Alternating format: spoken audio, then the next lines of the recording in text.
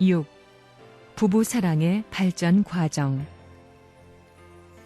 남자와 여자가 하나님의 중보로 만났을 때 어떻게 사랑의 표현을 하느냐? 사랑의 발전 과정을 보게 되면 첫째 입이고, 둘째 가슴이며, 셋째가 생식기입니다. 여자가 처음으로 남자를 만나 사랑을 시작하기 전에 부끄러움을 느끼고는 숨기는 것은 입이기에 손으로 입을 가리는 것입니다. 사랑의 입맞춤으로 시작되기 때문입니다. 사랑이 점차 성숙해지면 그 결실로 아들, 딸이 태어나게 되는 것입니다. 여자에게 있어 생식기는 사랑의 성소인데 그 문을 열 수 있는 열쇠는 남편만이 가지고 있는 것입니다.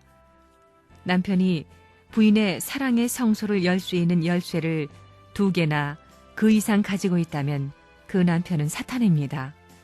또 부인의 성소가 남편이 가지고 있는 열쇠로만 열려야 하는데도 불구하고 아무 열쇠를 가지고도 열린다면 그 역시 사탄인 것입니다. 남편이 가진 사랑의 열쇠가 부인의 성소를 열고 들어가면 거기서 세상에서 가장 값지고 가치 있는 아들, 딸이 탄생하게 되는 것입니다. 그 아들, 딸의 가치는 세상에서 무엇과도 바꿀 수 없는 사랑의 결정체인 것입니다. 아들, 딸을 통해서 하나님께서 인류 조상인 아담과 해와를 창조하셨던 심정을 체휼하게 되는 것입니다.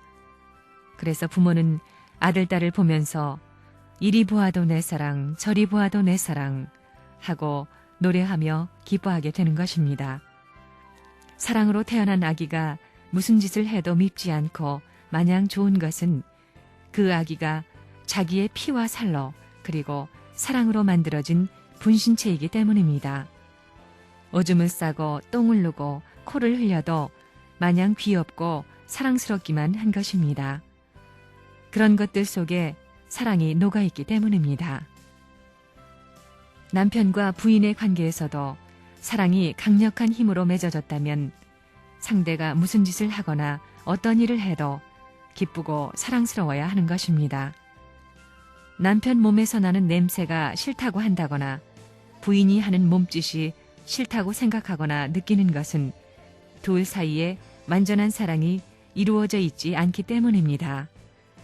그러한 부부는 목적을 위해 이해관계로 맺어졌기 때문입니다. 결혼 후의 가정생활은 하나님을 한가운데에 모시고 그 하나님이 함께 기뻐하시는 모습을 보면서 서로 사랑할 수 있는 관계가 되어야 진정한 기쁨을 느낄 수 있습니다.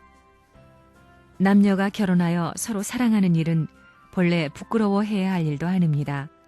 이것은 가장 존엄한 일이며 신성하고 아름다운 것임에도 불구하고 하나님의 계율을 범하였기 때문에 사랑의 역사는 죄악으로 인해 수치스러운 방향으로 흘러나왔습니다. 에덴 동산에서 벌거벗고 춤추는 것을 누가 보았겠습니까? 그러니 사람이 없는 곳에서는 그런 일도 할 수 있는 것입니다. 방에서 부부가 벌거벗고 춤춘다고 그것이 걱정할 일입니까? 그러나 남들이 보는 앞에서 그런다면 그것은 사회에 지탄받아 마땅한 것입니다. 부부끼리야 발가벗고 춤 아니라 무슨 짓을 해도 누가 상관하겠습니까? 그러므로 축복 가정들도 둘이 벌거벗고 춤도 추라는 것입니다. 부부끼리 하는데 무슨 상관입니까? 세상에 남자 여자가 아무리 많다 하더라도 우리 둘밖에 없다는 마음을 가져야 합니다.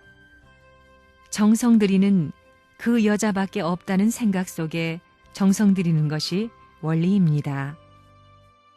진실한 행복이란 상대자와 함께 사랑에 취해서 웃고 노래하며 속삭이는 데에서 찾을 수 있습니다. 사랑하는 연인으로부터 속삭이는 말을 들을 수 있는 사람은 행복한 사람이라 하겠습니다.